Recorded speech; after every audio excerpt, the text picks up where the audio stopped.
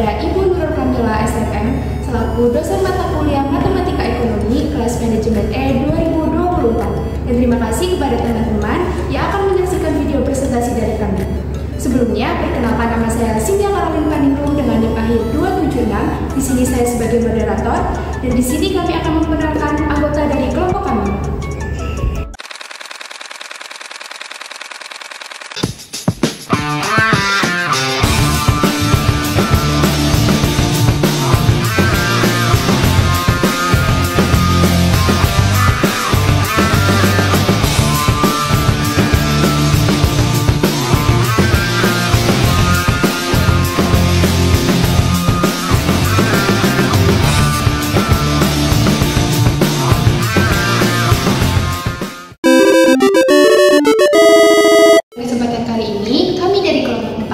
Kami akan membahas materi mengenai fungsi deret dalam analisis pertumbuhan perusahaan yang meliputi materi yang pertama ada definisi deret dan macamnya yang akan dipresentasikan oleh Sabilar, yang kedua ada pentingnya deret dalam ekonomi yang akan dipresentasikan oleh Firjani, yang ketiga ada penerapan deret aritmatika dalam analisis investasi yang akan dipresentasikan oleh Sydney, yang keempat ada penerapan deret geometri dalam analisis pertumbuhan pendapatan perusahaan yang akan dipresentasikan oleh Irma, dan yang terakhir ada perbandingan antara deret aritmatika dan deret geometri yang akan dipresentasikan oleh Riondi.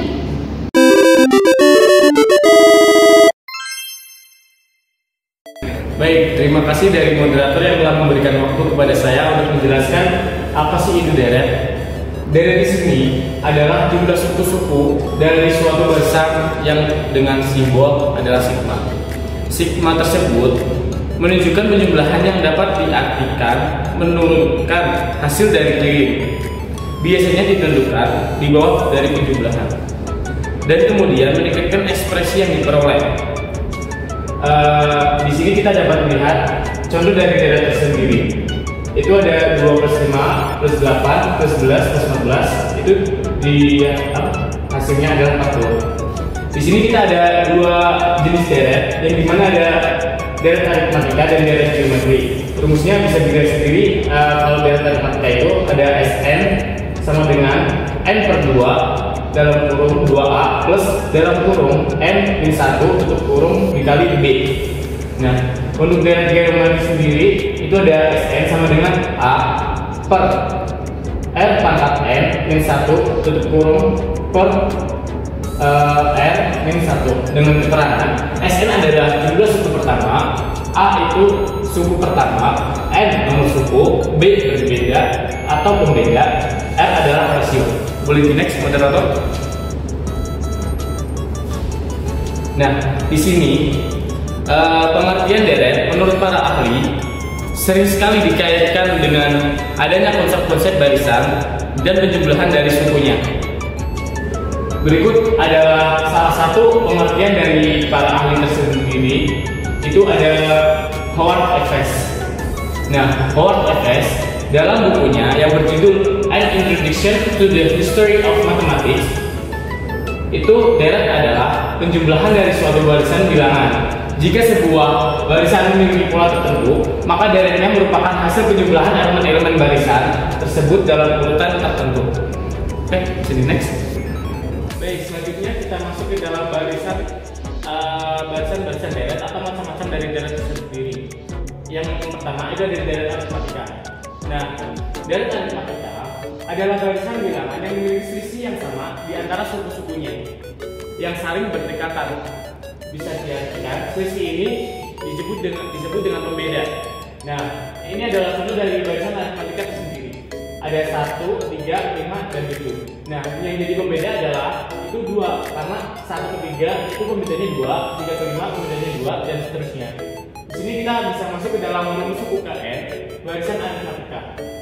Rumusnya adalah UN sama dengan A plus dalam kurung N min 1 dikali B. Keterangannya sendiri adalah UN adalah suku Kn. A itu suku pertama, N nomor suku, dan B adalah pembeda. Yang dimana tadi pembedanya ini, misal ini pembedanya 2. Nah, itu bisa dilanjut. Baik, kita masuk ke rumus suku deret geometri yang kedua, yaitu adalah kita masuk ke dalam jenis deret yang kedua, yaitu deret geometri. Deret geometri itu sendiri adalah pola yang memiliki pengalih atau rasio yang tetap untuk tiap dua suku yang berdekatan. Deret geometri juga bisa disebut barisan ukur, yang dimana sebagai contoh adalah 1, 3, 9, dan 27. Itu rasionya adalah dikalikan 3. Jadi 1 ke 3 itu dikalikan 3, 3 ke 9 itu dikalikan 3, dan seterusnya. Di sini kita ada rumus dari suku UN barisan geometri. Rumusnya adalah UN sama dengan AR di pangkat N minus 1. Keterangannya, UN adalah suku UN, A adalah suku pertama, dan N nomor suku yang terakhir ada rasio, itu N.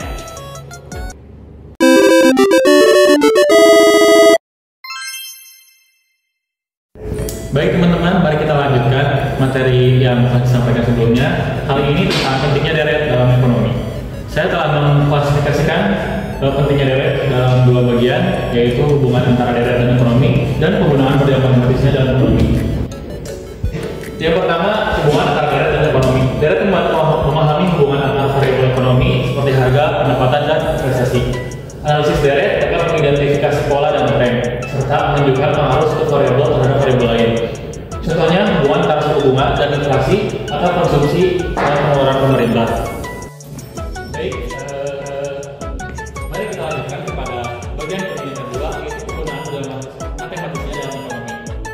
Model matematis berbasis deret seperti regresi linear memungkinkan ekonom menguji hipotesis dan memahami dinamika perekonomian.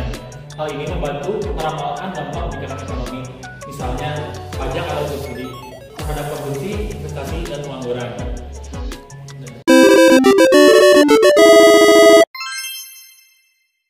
Oke, materi selanjutnya yang akan saya sampaikan yaitu penerapan deret dalam analisis investasi dan juga pendapatan perusahaan. Nah, yang akan saya jelaskan di sini adalah penerapan deret aritmatika dalam analisis investasi. Nah, seperti yang kita ketahui, investasi ini merupakan salah satu modal pengelolaan uang berjangka panjang yang bertujuan untuk mendapatkan keuntungan. Nah, dalam berbagai kasus, para investor menggunakan deret aritmatika untuk memperhitungkan keuntungan maupun kerugian yang akan terjadi di masa depan. Nah, pola pertumbuhan aritmatika digunakan untuk menghitung nilai masa depan investasi dengan penambahan modal secara konstan. Nah, rumus yang bisa kita gunakan untuk menghitung deret aritmatika dalam analisis investasi yaitu sebagai berikut. Sn sama dengan N per 2 dikali 2A ditambah N-1 dikali D.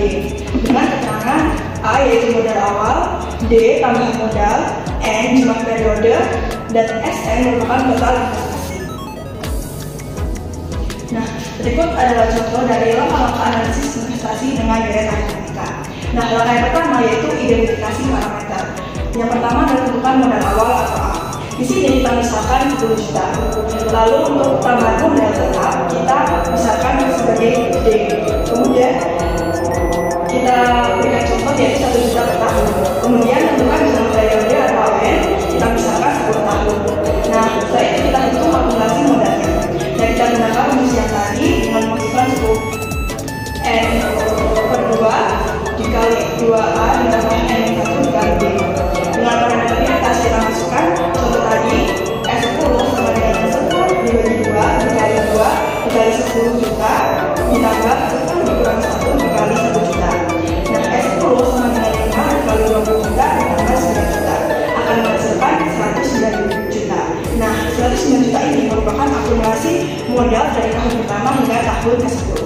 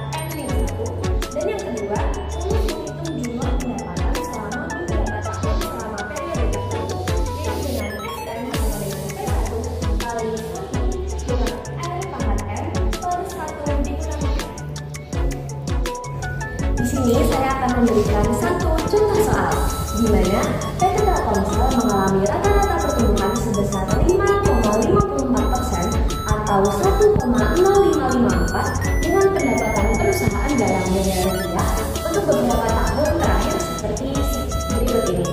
Pada tahun 2020, Telkomsel mengalami pendapatan sebesar 36,24 miliar rupiah, 2021 37,48 miliar rupiah, 2022 sebesar 40,21 miliar rupiah, dan pada tahun 2023 sebesar 42,60 miliar rupiah. Baik, di sini kita akan membahas soal tadi. Yang pertama, kita akan menghitung pendapatan pada tahun 2024 menggunakan rumus PS, di mana P 2024 sama dengan P1 kali R pangkat N-1, di mana PR sendiri adalah pendapatan pada tahun 2020 sebesar 36,24 miliar. Untuk R sendiri adalah rasio pertumbuhan pendapatan sebesar 1,0554 dan R sendiri adalah tahun yaitu 2024. Jadi kita akan menghitung pendapatan tahun 2024 dengan P 2024 sama dengan 36,24 dikali 1,0554 dengan pangkat 2024 dikurangi 2020. Di sini kita akan mengurangi pangkatnya terlebih dahulu menjadi sama dengan 36,24 dikali 1,0554 pangkat 4. Dan hasil dari pangkat 1,0554 pangkat 4 tadi adalah 1,235.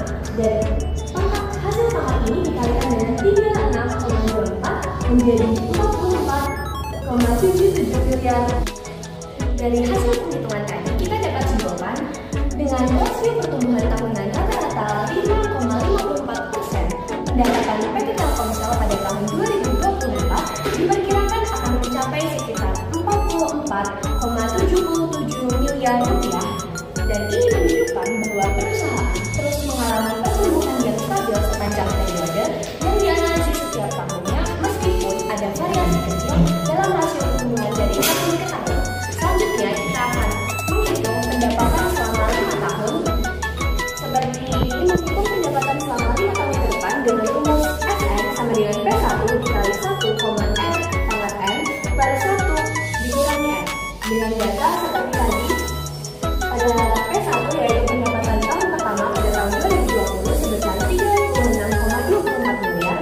Untuk R sendiri rasio seperti sama tadi, dan N-nya 5 karena totalnya ada 5 tahun dari 2020 sampai 2024. Kita langsung masukkan rumus tersebut ke sini. Dengan S5 sama dengan 36,34 dikali 1 min 10554 per 5 per 1 min 10554 menghasilkan 36,34 dikali 1 min 1,2961 per 1 min 1,0554 dengan hasil selanjutnya yaitu 36 dikali 36,34 dikali minus 0,2961 per 0,0554 yang menghasilkan 36,34 dikali 5,34 dengan hasil akhir adalah 193,48 miliar rupiah. Kesimpulannya, jadi jumlah total pendapatan PT Telkomsel selama 5 tahun adalah sekitar 193,48 miliar rupiah. Hasil perhitungan menunjukkan bahwa jumlah pendapatan PT Telkomsel dari tahun 2020 hingga 2024 dengan rasio pertumbuhan 5,54% per tahun diperkirakan mencapai sekitar 193,48 miliar rupiah.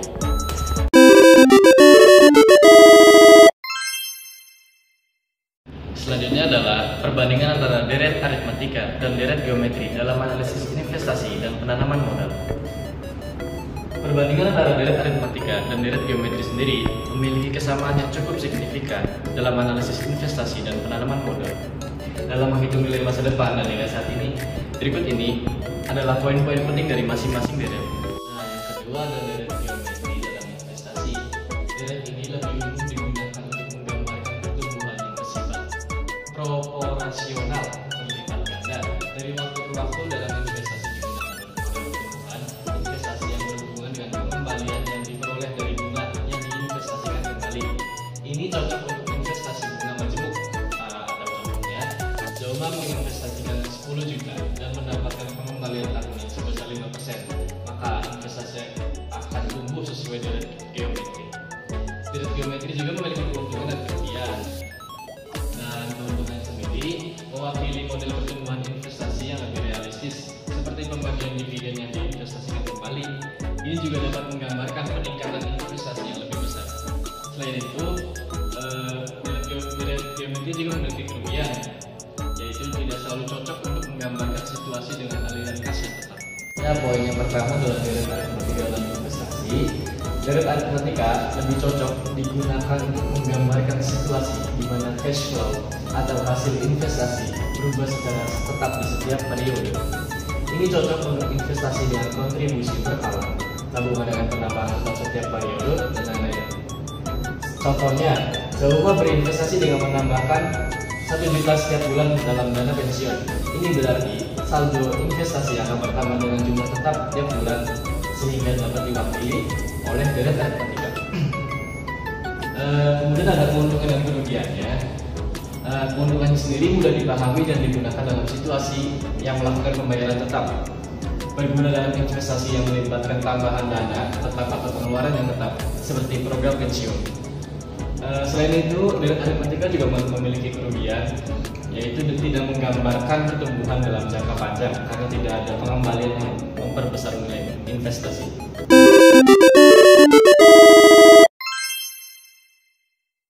Kesimpulan dari presentasi kali ini adalah deret adalah jumlah suku-suku dalam suatu barisan dengan 2 jenis, yaitu deret aritmatika dan deret geometri. Dalam analisis ekonomi, deret digunakan untuk memahami data seperti PDB, inflasi, fluktuasi harga, dan membantu mengidentifikasi pola musiman dan jangka panjang dan siklus ekonomi. Deret juga penting dalam model matematis yang menggunakan hubungan antar variabel ekonomi.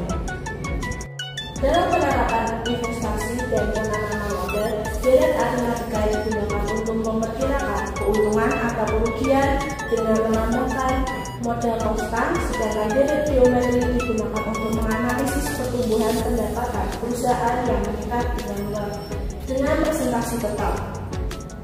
Perbandingan deret aritmatika dan deret geometri dalam analisis investasi dan penanaman modal. Deret aritmatika cocok untuk menghitung pertumbuhan investasi, angsuran, atau gaji yang meningkat secara konstan.